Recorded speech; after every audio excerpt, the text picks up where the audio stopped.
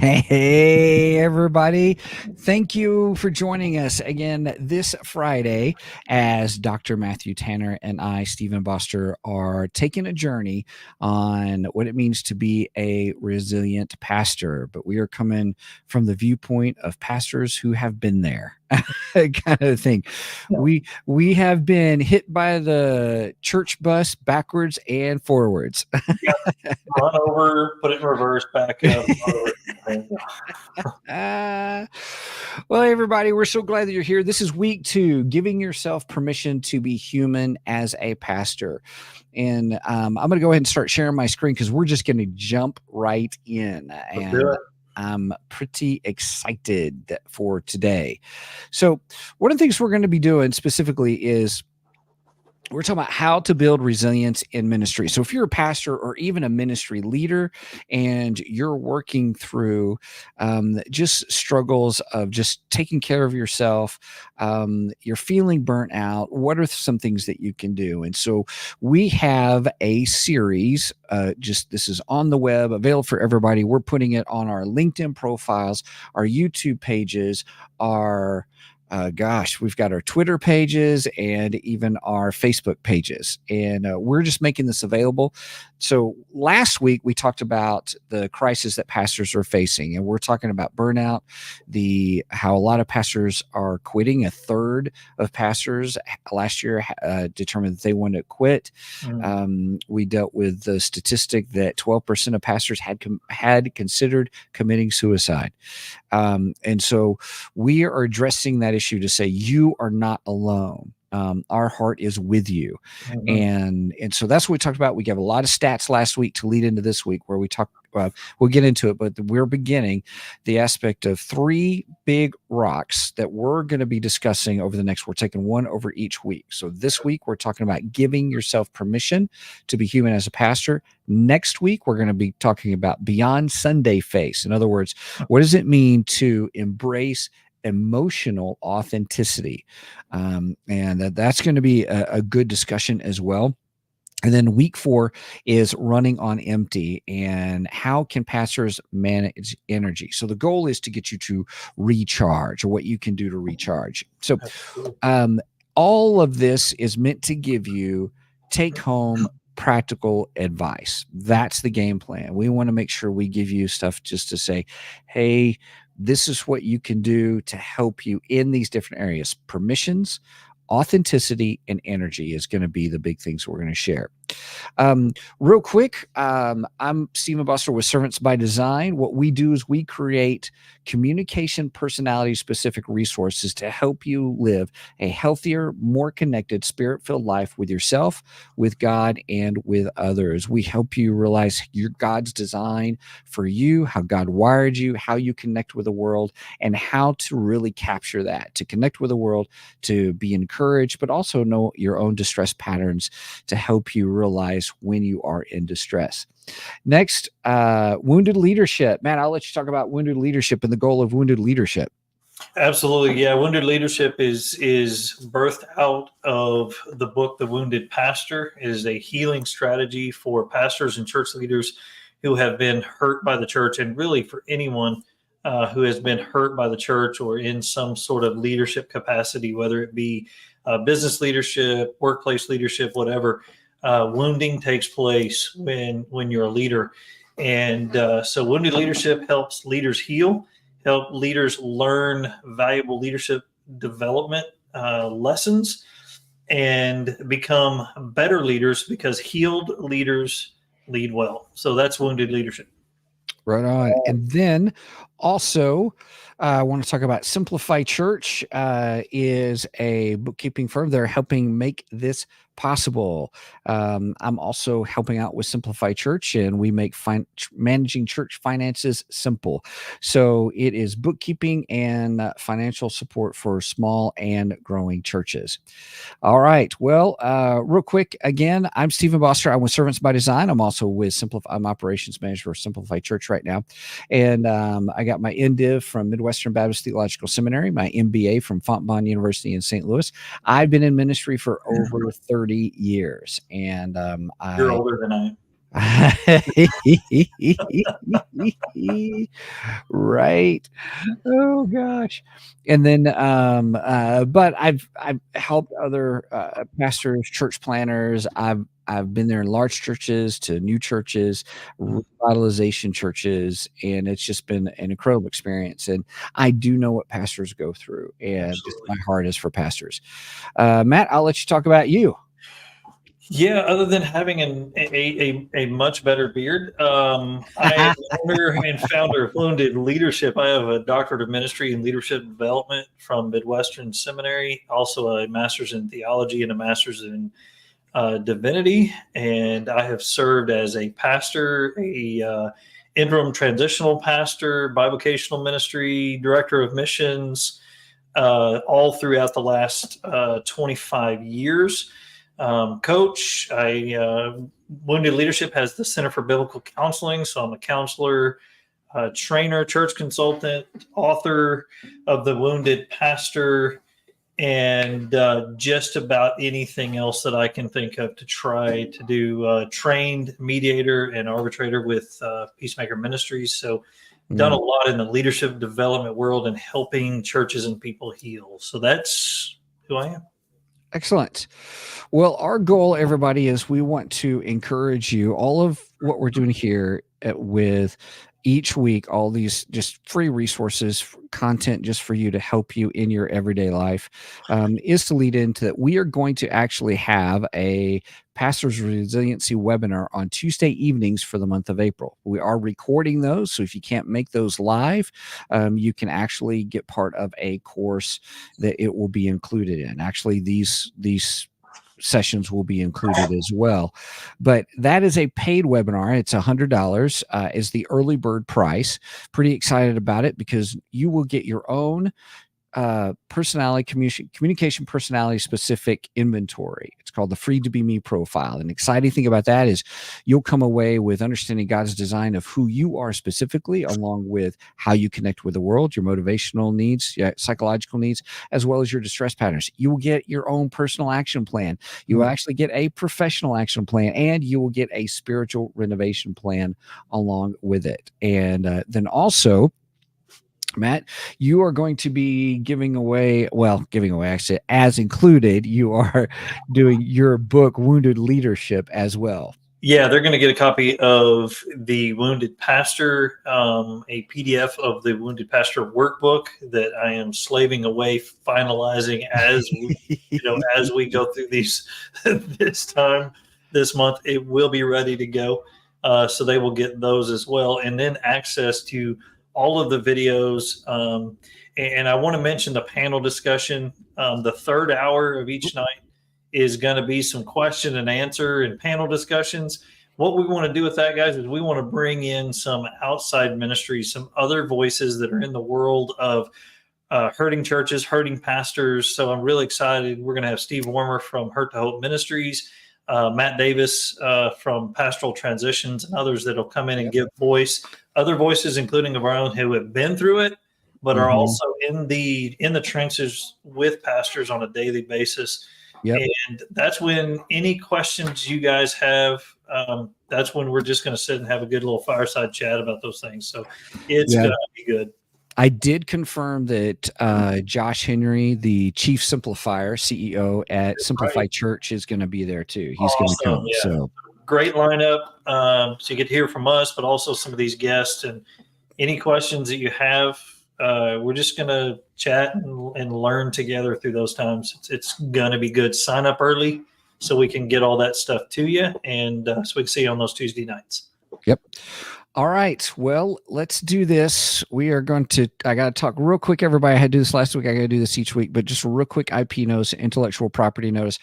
I'm going to be talking about some of the model called PCM, the process communication model. It is the intellectual property of Kaler Communications, and also Servants by Design. We actually have licensing rights. We claim no ownership of the intellectual property of PCM. Servants by Design is the exclusive spiritual application of PCM. No one else has this, and it's very exciting to have this opportunity.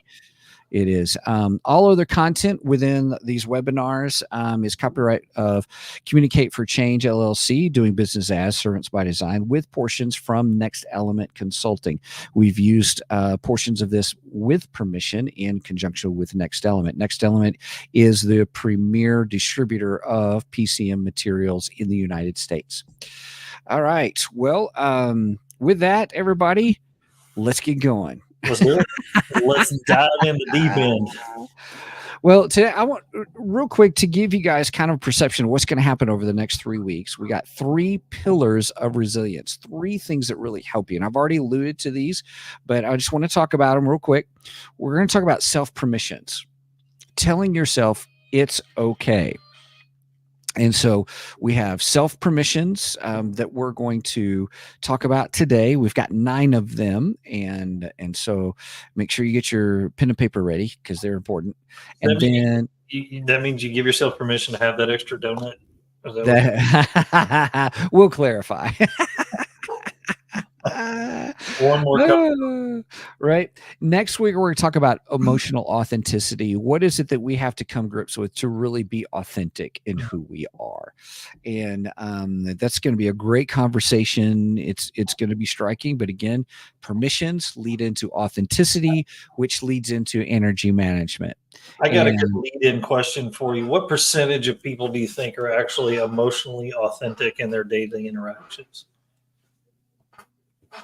I don't know. I've never thought of it from that point of view of a percentage of people. I'll give you a question you didn't know. So, right. That's okay. Just I just had that thought. Yeah. We'll talk about that next week. See, everybody come back for the answer next week for that one. That gives you a week to try to figure it out. Right. That is called being authentic right there, everybody. So I did not plan that, but Yep. I will hear about it later. It's fun. So in 2 weeks, we are going to really take, what does it take to really re-energize, refuel, really do the self-care portion. And so that's the whole, guys, of everything that we're doing. This is all great practical application. We always get really good feedback on these. And so I'm excited. So today we are going to talk about the self-permissions. Now, real quick, I briefly talked about PCM. It is the process communication model. It's not a theory, it's a model. And I like to use it kind of like the user manual for who we are to help us stay healthy and resilient. When I first came across PCM back in 2015, I couldn't believe it. I wish I had it when I started ministry 20 years earlier. Now I've been in ministry for, over 30 years. So it's been an incredible tool. I've seen people's lives change. I've helped couples. I've helped families, parents with their teenage students, leaders trying to develop teams, trying to deal with team conflict, all these kinds of things. And it is the go-to tool. Now, I'm not saying other personality profiles, or I'm not saying other communication models are bad. Yes, I am biased, but why I'm biased is this. Yeah. It is the tool that I use every day. We all have toolbox. All of us as pastors have tools in our toolbox. This is the tool I use every day, and it makes a daily difference. Absolutely. Now, it is a behavioral model of communication and personality. Again, it's not a theory. There's a lot of studies behind it. Just not a lot of people really know about it. It's just fascinating when people get involved in process communication model. How many people say, over 90% of people who go through a lot of the trainings will sit there and say it's better than any other communication and or personality model that they've ever come across. I would agree with that. Yeah. Well, thank you. That was a paid commercial, but right. I use it in the counseling room. I mean, it does work. So I knew a guy who has a PhD, and his wife had asked him, he said, if you had to go back and do it all over again, PCM or your PhD, which would you do? He goes, hands down, PCM. Wow. That's big. Yeah. Yep. The PCM was developed by Dr. Tabby Kaler back in the 70s. It was validated at NASA, used by a past president, and trained globally for over 40 years. It's all over the world, from New Zealand to all the way to France to England to oh my goodness, it's we've got South America, we have here in the United States and Canada. So it's pretty cool. The Servants by Design, though, we are the exclusive spiritual application of PCM that was developed by Dr. Robert Maris out of Little Rock, Arkansas, with Dr. Tabby Kaler. And we use it to train pastors and leaders how to take care of themselves, how to access, connect, communicate, motivate, and resolve conflict with the six different personality types that are in all of us. We don't pigeonhole people into personality. That's one of the concerns with a lot of today's personality profiles. People feel like they get pigeonholed.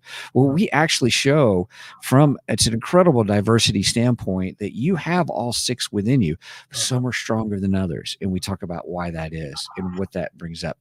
Very exciting. I know this last one, people can't see it, but it really is a framework for stewardship of your personality, how to take care of yourself.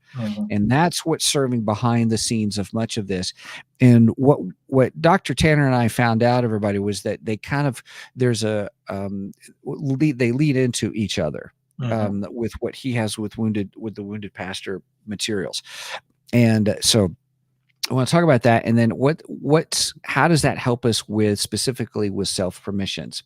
So, as I said, we've got 9 self permissions we're going to walk through pretty quick. We're trying to keep these about 30 to 40 minutes total, and so we're just going to walk through these. Matt's going to give some insights. I'm going to give some insights on each one of these to better help you. So we're going to leave them on the screen for a little bit. So if you want to write them down, you're more than welcome to. Permission is one of the most powerful things we can do for ourselves. It helps us combat false and limiting beliefs that increase our experience of stress. Now, if you remember last week, we talked about the whole concept that stress equals real or perceived demands with real and perceived resources. So if our demands are high, but we don't have the resources, that increases our stress. But if the demands are low, but we've got plenty of resources, our stress is lower. And so what we're trying to do is help give you a sense of how to do self-care to help you be more resilient, to give you the resources that you need from within to be able to help you. All right. Here we go, everybody. Number 1. Let's do them. Number 1, your feelings matter. And you're probably thinking, well, how does that make you feel, Stephen? Right. which is, we teach is a myth. No one, there are 4 myths. No one can make you feel good. No one can make you feel bad. You can't make anyone feel good, and you can't make anyone feel bad. Your feelings are important, and you have control over your feelings. Now, that's easier said than done. So I just want to make sure I say that. But why feelings are important is they are an important sign of how you are doing. So, in other words, stress, as we've talked about, stress it's emotional. Stress begets distress. If someone is in distress, you feel it automatically, and you're like, and you can get it. So we want to make sure that you understand that for yourself, that the permission that you have is that your feelings matter.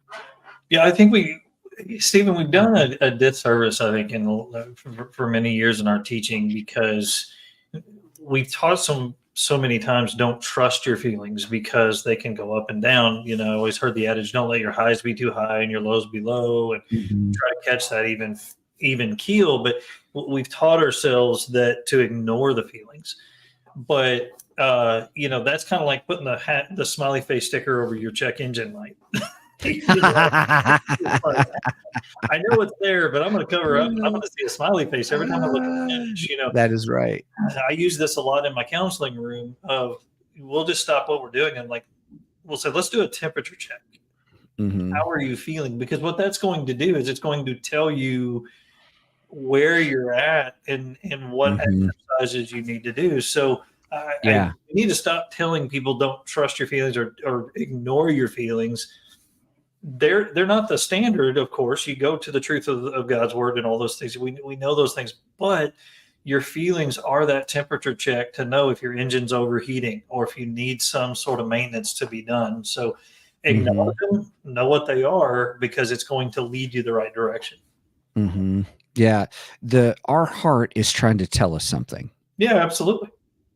Yep. Yep. Okay, so let's hit number 2, everybody. Here we go. Number 2. Showing vulnerability doesn't mean you are weak. We're going to clarify this again here in a little bit on another one, but this one I want to focus on the word vulnerability. It means that you deserve to be supported. And Mm. so within that, what I'm trying to say is that I know weakness. Some people think you get concerned about being weak or looking weak because I don't want people to know that like I may lack courage on something or that I don't have all my stuff together, kind of a thing. Or I don't want to be figured out. That's a big deal for a lot of men. I don't want to be found out, kind of a thing, from the viewpoint of I don't know what I'm doing or I'm just one step ahead of everybody else, or feeling weak or not competent. Yeah. And the deal here is it's not really about being weak, it's about being vulnerable, it's about being open. Mm. And fundamentally what this does is it helps us move through, when we're vulnerable, move through some of the first stages of stress patterns Mhm. and in that vulnerability. um, so I want to make sure that we kind of clarify that this is it's okay to show vulnerability. Yeah, if I could put a caveat on there, Yeah. it's also let's. I like to tell people sometimes don't hear what I'm not saying. Some people it'll take a while to catch up with that one, but this is not carte blanche vulnerability. This is not saying that you need to show vulnerability to everybody you meet, because let's be honest, some people, including I know church members, will take advantage of vulnerability. So, Mm. but what this is talking about is you have to have at least a circle. You have to have someone Mhm. where you can be vulnerable. And pastors, it doesn't need to be just your wife or just, so this is why we got to have this network. This is why wounded leadership exists. This is why Servants by Design is doing what y'all are doing, what we're all doing together, is because we have to have somewhere where we can let our guard down and say, you know what, I'm not okay in these areas, and I need shored up. It's you know even in the military they get this where everybody has a battle buddy to where somebody can watch your back. I mean, we've just Mhm. got to learn. Um, because if you hide vulnerability, what you do is you have blind spots for the enemy to attack, Mm. and he will Mhm. destroy you so quickly. So again, it doesn't mean carte blanche vulnerability, but you've got to find some avenues where you can be yourself. Mhm. Yep. I think it revolves around I'm being vulnerable to get help, to Absolutely, be supported. Let me put it that way, to get that's good. Yeah, support. Yes. good clarification. Yep. Well, let's continue on with number 3. Number 3 is how someone responds to you doesn't define you. You are valuable and your experiences are valuable. I don't know about you, but there's times where someone says something or something, and I take it such as part of my identity, especially as a pastor. Oh yeah, yeah. Um, and pastors, there's a certain identity of what a pastor is in some realms, of where, well, if I'm not living up to that, then we kind of, if somebody says something, we take that probably too personally. But we have to remember ourselves, it's okay to be valuable. It's Mhm. okay to have valuable experiences. You do bring something to the table as a pastor. Mhm. And just how someone responds to you doesn't define who you are. Absolutely, yeah. I know. All right. Next one. Do. All right. Number 4, your contribution matters. In other words, it's okay to share your ideas and get creative. What's fascinating is there's some of us out there that we don't speak up until someone tells us.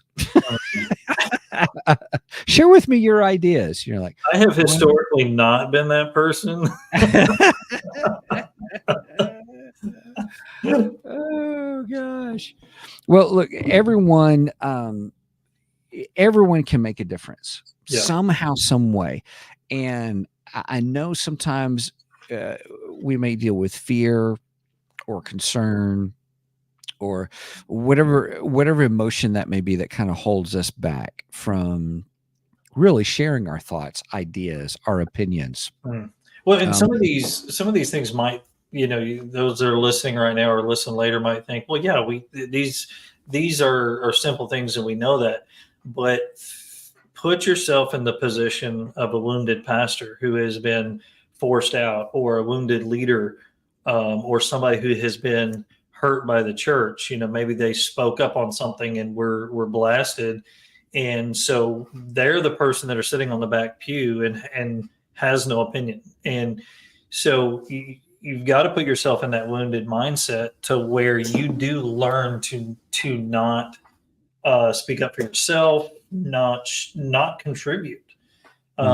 because you stuck your hand out there and it got bit, so you're gun shy there. So for those that are thinking, well, yeah, of course we all know this, but put yourself in the mindset of somebody who has been wounded, and these things tend to look a lot different. Well, the biggest thing is share your ideas, share your thoughts, be creative, share your feelings, get those. Your contribution does matter. It's okay to share. Okay, number 5. You guys like my superhero kind He of looks thing? like I feel someday. Right? Oh gosh. So sometimes superheroes feel like they have to do it all on their own, kind of a thing. Now, pastors And are not like that. I mean, what are you and talking about? pastors are like that. Okay, you caught my analogy. You just blew it out of the water. Thank you very Sorry, I much. got ahead of you. No, I'm just kidding. No, this is totally okay. Oh gosh. But here's the thing. You don't need to be a superhero. It is okay to ask for help. Now, this is the clarification that I brought up earlier where we talk about vulnerability. And vulnerability was really about it. It's okay to be supported. It's okay to be vulnerable for support. Here, now we're clarifying a little bit more by saying it's okay to ask for help. Absolutely. And realistically, you guys, we don't need superheroes. We need partners. I mean, isn't that the whole point of the book of Philippians, that we are in partnership for the gospel? Absolutely. Yeah. And I guess it's also why we're called the family of God. Yeah, there's all that family language in the Bible. And but unfortunately, we argue with our family more than anything else. yes, that's a whole other live stream, buddy. That's a whole other deal. But here's the point of the matter. Ask for help.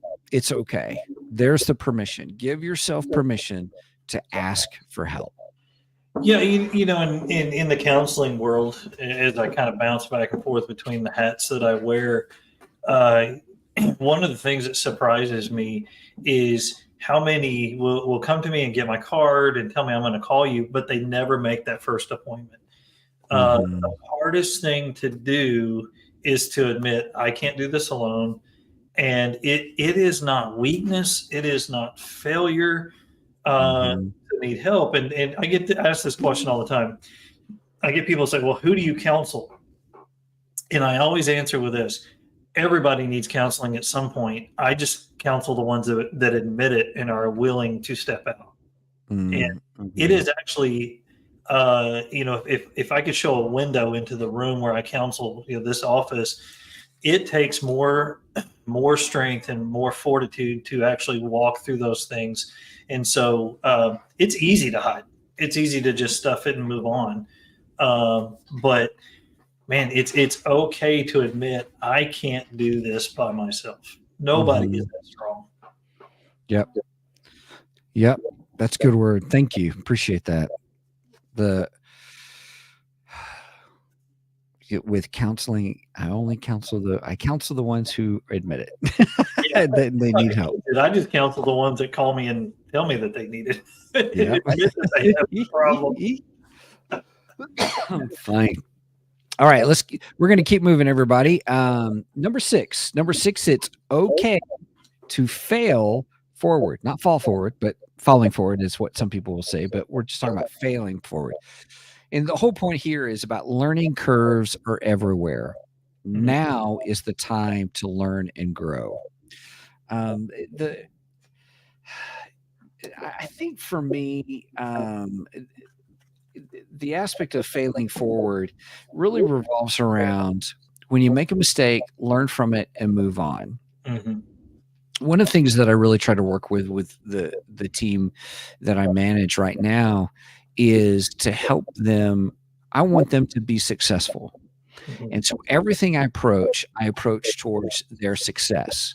Mhm. So it's not about finding people doing things wrong. It's about when something wrong happens, how do we learn from it and move forward? Mhm. I can't remember all the details of the story of which company this was, but there was this investment firm, and one of the young account managers ended up making an $8 million mistake that cost the company $8 million. Fathom that. And the young account manager, just taking ownership of what had happened, Yeah. goes to the owner's office and says, "I'm going to give you my immediate resignation. I'm so sorry," kind of thing. And the owner goes, "What are you doing that for? We just paid $8 million for you to learn something." You made an $8 million investment, man. You're staying. Yeah. So the goal here is really to, I have a little plaque and a phrase that I use for the team is 1% better every day. Yeah. Not asking for the whole world to change, in the next day. It really is the thing about habits. You do one thing at a time. And when you fail, it's okay to fail forward. In other words, it's okay to learn from it and then move on. Don't dwell in it. Yeah. Don't feel sorrow in it. Now, again, easier said than done. I've been Absolutely. there, done that kind of thing, and I'm continually. But this permission has helped me to fail forward, to move forward quicker than it has before I had this permission.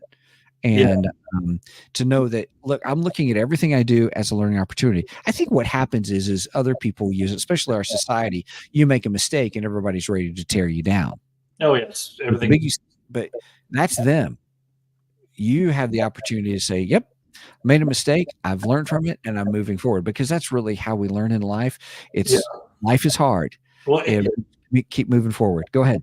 yeah, I wonder how many inventions we wouldn't have if that person took other people's advice to heart. Mhm. I mentioned this earlier. We were getting ready. I saw this on a documentary one time because, I'm that guy. I watch the documentaries. But WD-40, do you know why it's called?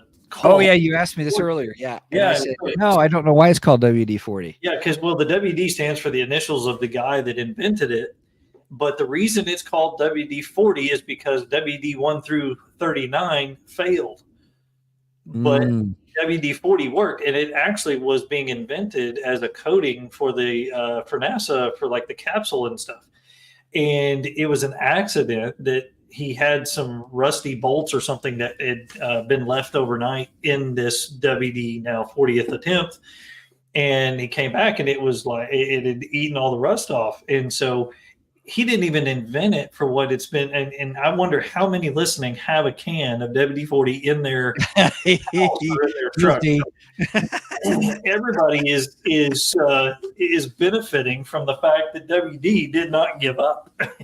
So, that's just one of those things. 40 attempts. I probably would have gave up at like 4 or 5. But he just kept going back. He learned from his mistakes and kept going back to the well. And now almost every household in the America has a can of this lovely spray because of it. So I love that. I love that story. Thank you. Yeah, don't give up. Just learn from it. Move forward. Yep. All right. Well, speaking of moving forward, we're running close to our time, so we respectful of everyone's time. Yeah, you better hurry. Yep. Number 7, your boundaries matter. In other words, the closer together we live and work, the more important this is. It is important to have boundaries. Um, the biggest thing about boundaries is knowing that you need to have them, and it's okay to have boundaries. So your boundaries do matter. The I'm trying to clarify something here. Uh, well, I think it's on my next one. It is my next slide. Is what I'm already trying to jump to about boundaries. Yeah. But it's okay to have boundaries. Make sure you do have boundaries in place. I see Lewis Hose on sometimes on his YouTube and Facebook. He'll have certain phrases and stuff, and talk about. He will talk about boundaries. It's okay to have boundaries, to take care of yourself. Put yourself around the people who encourage you, who will strengthen you, who will guide you. Having those iron sharpens iron kind of individuals who are there to help support you too. As we said, help you be successful. And so that's what we want to really encourage. All right. Number 8. Here we go, everybody. Number 8. This is the clarification that I almost jumped to, but I'm just going to go ahead and jump to it. Yes. It's okay to say no. No. Everybody practice on 3. Yes. 3, 2, 1. No. So this is how you respect your boundaries. So it's okay to have boundaries. So set those boundaries up and have them. But it is okay to say no. I had a situation last night with an employee who was wanting to do something else, and I said no. And not that bluntly, but not too mean, but it was no in the aspect of, in a very gracious no, to say, hey, I really we're here to do this kind of thing. Let them do that. That's their job. That's their responsibility. I need you to do your job and your responsibility. And so it worked out great, because I just didn't bluntly say, no, how dare you, blah, blah, blah. I didn't do that. I just said, it was the ask. I really need your help. No, he can do that. Would you please help me with this? I really need your help here with this. Yeah, I mean, in leadership, they always teach about you have to say no to some things so you can say yes to greater things. That is true. That's another clarification about boundaries. I'm glad you brought that up. One of the things that I'm dealing with, everybody, is I have a lot of really cool things I'm working on. Yeah. The question is it's the elimination of things to be productive. I have to say no to some things. And this is why number 8 is really kind of where I'm at right now, is learning to say no to good things. Yeah. Well, that's the tough thing, because you don't want to miss a good opportunity, but sometimes you have to say no to a good opportunity so you can say yes to a great opportunity. And it's all the time management stuff that we learn and teach a lot of, but boundaries are only as good as the intentionality behind them. Yes. Yep. Correct. And okay, everybody, here we go. Here's the last one. Thank you so much for being here with us. Here we go. You deserve forgiveness. You will mess up, and that is okay. It is okay to mess up. Give yourself grace. Yeah, I always tell it, especially in the counseling room, but also as a pastor and just in life and personally, I have this phrase: don't hold yourself to a higher standard than what Christ has already held you. Ask for forgiveness, go through the right things, but when you extend forgiveness, also extend that to yourself, because the hardest person to forgive is the one you see in the mirror. Give yourself grace to be human. We look to the others, learn from your mistakes, become that 1% better every day. But failing is not the end. Pick yourself up, give yourself extend that forgiveness to yourself, and just keep walking, just keep moving. Yep. The thing is a lot of times we as pastors give grace to everybody else, but we don't give grace to ourselves. Absolutely. And the biggest thing is we always, I think we do it to ourselves. Well, we're called to a higher standard. Yeah, I was just about to say that. And that is true, yes. But we're also not the Messiah either. Right. Right. Right. We are also participants in God's grace. Mm-hmm. Yep. Yeah, we should hold ourselves to a higher standard, but Mm-hmm. not so high that it shuts us down. Yeah. I think the biggest thing, there is something to be said about responsibility and accountability. But I think we're moving to the realm of really about compassionate accountability. Absolutely. And giving ourselves grace. So, well, hey, everybody, that is the last one that we want to talk about here. I hope these permissions really help you and encourage you.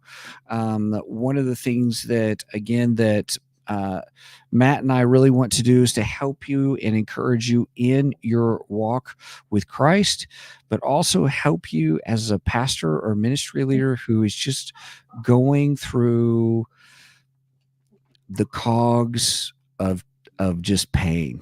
Yeah. Just of ministry leadership, of what that runs us into, and really to say you're not alone.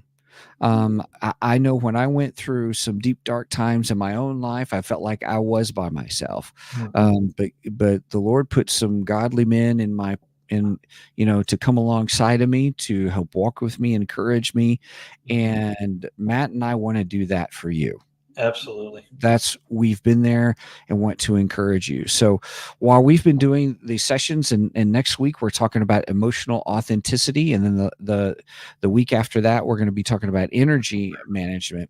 One of the things is all this is just content for you to use, but also to lead into our special webinar seminar series that is going to be in April on Tuesday nights. It's live with us, and it's going to be great. You're going to get your own communication personality profile, how you connect with the world. You're going to get your own copy of the book, The Wounded Pastor, which gives a really cool action plan, steps on what to expect or things you need to think about. So it's really planning ahead for when things happen. And then and our Service by Design materials actually fit into some of those stages. So pretty excited about that. And so we just want to let you know, be there. It's going to be $100 is how much it is for the early bird. That's what I say, early bird pricing. Now, here's the thing I did forget to mention. I'm so sorry about this at the beginning, but we have been gifted a kind of a matching opportunity. So in other words, what that means is if you are struggling and you're like, I don't know if I can pay the full $100. If you pay the 50, other people have said they will come and pay the other 50 for you. And so we're pretty excited about that. So what we like you to do is go ahead and send an email. Copy this down, is thewoundedpastor@gmail.com. Matt is actually managing those funds that have been given. They've been given through his ministry.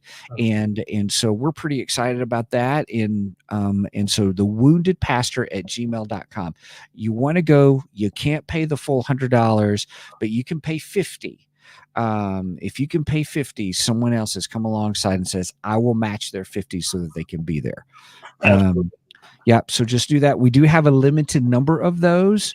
So go ahead and get that to us as soon as you possibly can. Again, thewoundedpastor@gmail.com. Yeah, and if you're one of those limited numbers that we have, email thewoundedpastor@gmail.com. I will email you a special code that you can use for that matching discount. So there's a limited number. So if that's you and you want to take advantage of that, email quick and you can tag one of those slots. Yep. And all you have to do is when you email, just saying, hey, I'd like to get one. You don't need to give us your story. We're not asking for that. You don't need to give us your social security number, the date of birth, or anything, any of that kind just of say, stuff. hey, I need that scholarship. And just may I please have that scholarship? And by golly, we'll send you that code and all. So that's how it's going to work. So, because you're using the permission of, it's okay to get help. It's okay to ask for help. They're putting into practice what we just said. Voila. That's beautiful. I love it. Yep. All right, everybody. Well, hey, I just wanted to say a big thank you so much for joining us this week. And if you're able to watch it, please comment below, either if it's on Facebook or YouTube or on X. I can't said Twitter, I think I said earlier, but it's on X or LinkedIn. Our goal is to help you succeed. We want to be there and help you walk through. You are not alone. There's a lot of pastors going through a lot of things, and we just trying to equip you with different things to help you. Just again, adding more tools to your toolbox, but specifically for self-care and resilience for you as a pastor. Absolutely. And if you're watching this, share this on your social media. Help us get the word out so this can grow. And I know everybody listening here, you've either been through this or you know somebody that has. Get this to them. They're going to want to be there. Yep, absolutely.